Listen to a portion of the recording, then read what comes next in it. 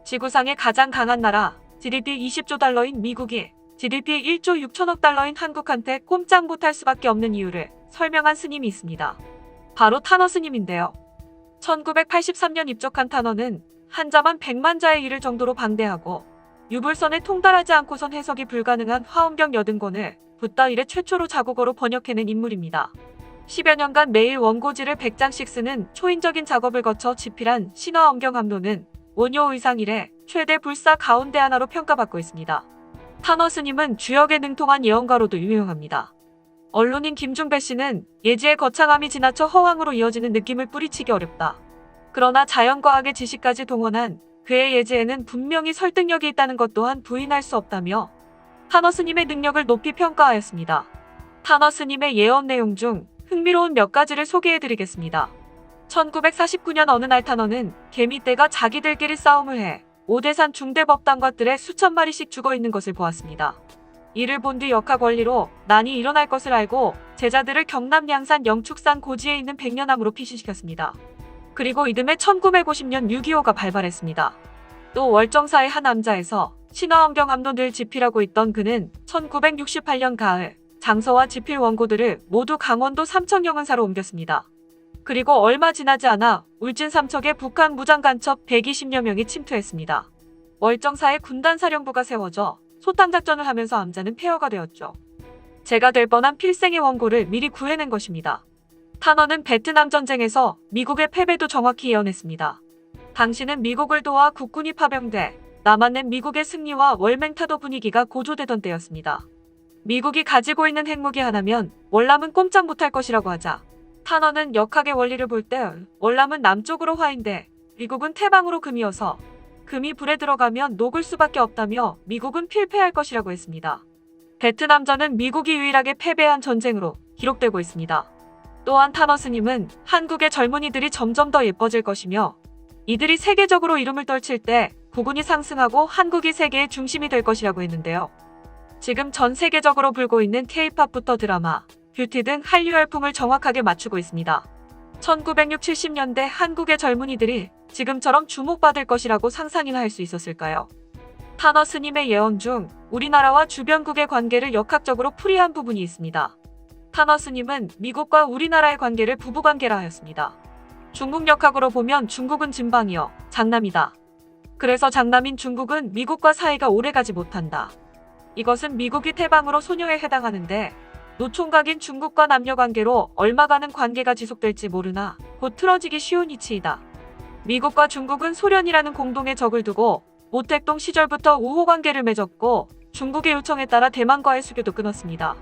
또한 등소평 시절 중국은 미국으로부터 많은 원조를 받으며 오늘날 세계 공장의 기반을 마련할 수 있었죠.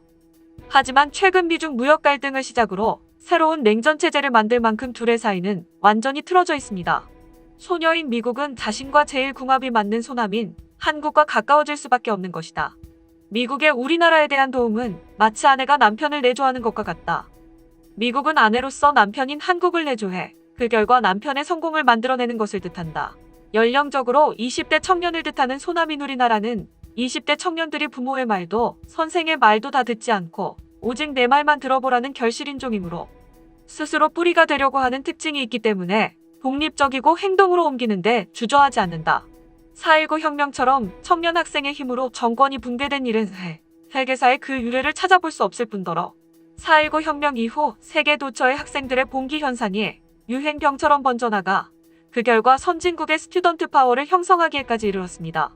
민중의 힘으로 민주화를 이루어낸 5.18 광주민주항쟁을 비롯해 금모으기운동, 태안 오염 제거, 세계의 부러움을 사고 있는 촛불 시위, 이 모두가 우리나라가 소남이라는 설명과 잘 들어맞습니다. 미국은 한국전 참전부터 경제 재건에 이르기까지 정말 내조하듯 우리나라를 도왔는데요. 한국전 발발의 원인을 두고 에칫은 선언으로 방어선에서 제외되어서 전쟁의 원인을 제공했다느니 미국이 자국의 경제 부흥을 위해 전쟁이 일어나도록 방치했다느니 여러 가지 이야기들이 오가고 있으나 미국과 유엔의 참전이 없었다면 대한민국은 현재 지구상에 없는 것은 분명합니다. 또한 우리가 아는 한강의 기적은 당연히 우리의 저력으로 만들어낸 정말 기적 같은 일이기는 하나 미국의 도움이 없었다면 이룰 수 없었다는 평가가 많습니다. 당시 거의 모든 아시아 국가가 수출 촉진 정책을 펴고 있었지만 한국만이 매년 수출 금자탑을 세울 수 있었던 것은 미국의 바이 코리아 정책 때문이었습니다. 미국에서 우리나라 물건을 많이 사주었다는 이야기인데요. 1960년대 미국의 주요 지원 국가는 인도였습니다. 그런데 미국의 정책 변화로 주요 지원국이 한국으로 옮겨지면서 인도와 한국의 운명이 바뀌게 됩니다. 인도는 경제 침체를 겪게 되었고 한국은 경제 성장을 이루게 되었습니다. 이때 미국은 전 세계를 대상으로 보호주의적 통상 정책을 취하고 있었으나 한국에 대해서만은 예외적으로 우대 정책을 실시했습니다. 우리나라는 40여 년간 미국 원조 20위권 안에 들었고 5년간 1위를 했으며 최소 10년 이상 오늘날 중국의 경제 성장률인 GDP 대비 10% 이상씩의 원조를 받았었습니다. 한국 한 나라가 아프리카 대륙 전체보다 더 많은 원조를 받았다고 이야기하는 학자도 있죠. 대한민국은 나날이 성장하고 있습니다. 미국의 원조에 대한 평가 또한 엇갈리고 있습니다. 하지만 전쟁으로 폐허가 된 나라가 누군가의 도움 없이 스스로 일어서 불과 몇십 년 만에 회복을 넘어 선진국의 대열에 들 수 있을까요? 앞으로도 미국은 이상하다, 이게 아닌데 하면서 그것이 자신들의 운명인 줄도 모르고 우리나라를 돕게 될 것입니다.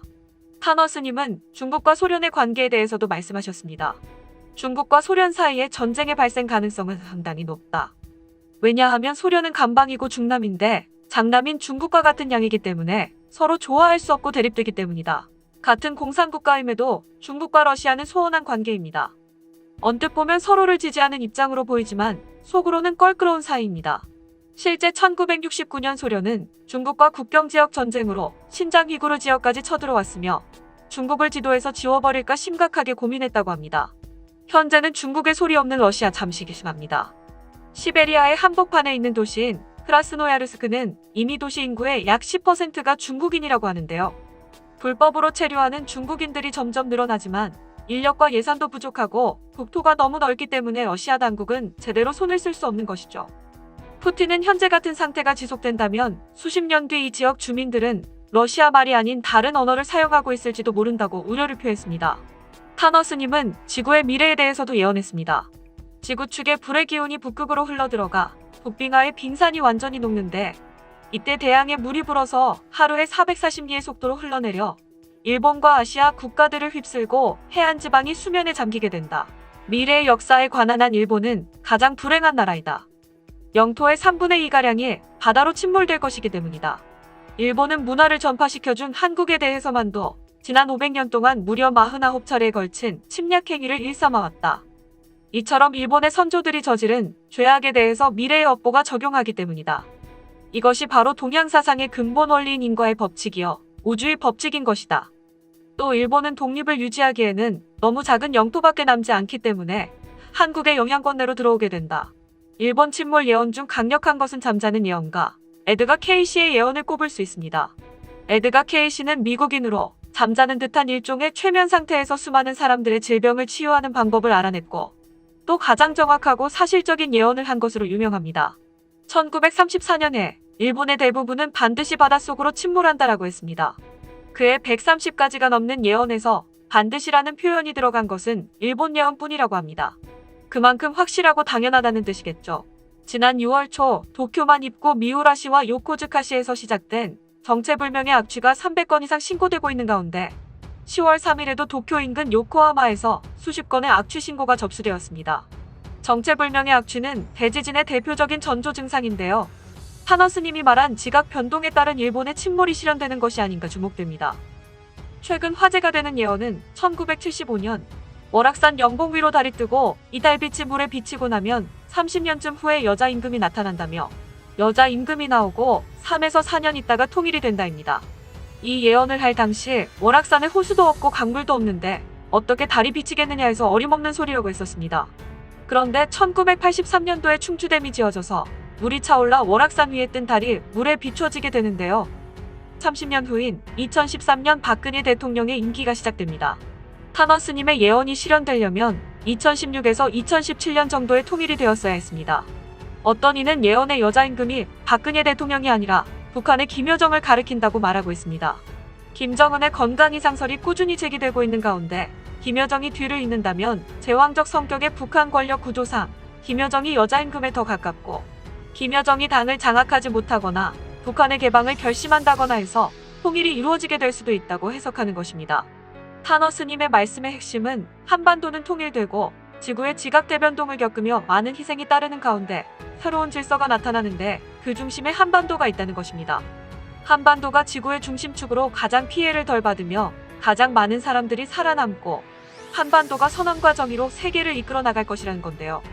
예언은 예언일 뿐이지만 현재 대한민국의 국운이 상승하고 있으며 우리 민족의 우수성이 널리 인정받고 있는 지금 타너 스님의 말씀이 아주 허무맹랑하게 들리지는 않습니다.